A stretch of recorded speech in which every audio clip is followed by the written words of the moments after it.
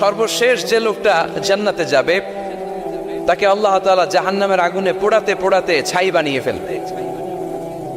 আল্লাহ বলবেন, জিব্রাইল যাও একটু দেখো, একটা মাত্র সেজদা দিয়েছে আমাকে, এরকম কাউরে পাওয়া যায় কিনা। বাটি চালান দিয়ে দেখো পাওয়া যায় কিনা। খুঁজে খুঁজে কাউরে পাবে না। আল্লাহ বললেন আবার দেখো, খুঁজে খুঁজে একজনকে পাবে। সামান্য ইমানের ছিটে ফোঁটা তার অন্তরে ছিল। আল্লাহ বলবেন, যেহেতু ছিটে ফোঁটা আছে, অনেক মায়ের খাইছে, ওকে বের করে জাহান্নাম থেকে বের করে একটা নির্ধারিত দূরত্বে রেখে দাও। রেখে দেয়া হবে, কিন্তু জাহান্নামের আগুনের লেলিহান শিখাতে তার গা ঝলসে যাবে। সে আল্লাহর ডেকে বলবে, মাবুদ তোমার কাছে আমি কিছু চাই না।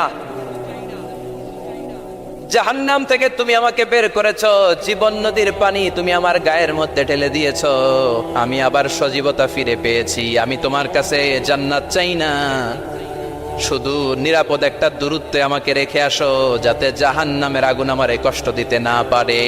আল্লাহ, আমি কিন্তু তোমার কাছে জান্নাত চাই না। কি চাই না? কি চাই না? জান্নাত চাই না, কিন্তু জাহান্নামের আগুন আমারে কষ্ট দিচ্ছে, এতটা দূরত্বে রাখো যাতে জাহান্নামের আগুন আমার গায়ে না লাগে। আল্লাহ বললেন, ওকে রাখবো, কিন্তু আমার সাথে একটা কন্ট্রাক্টে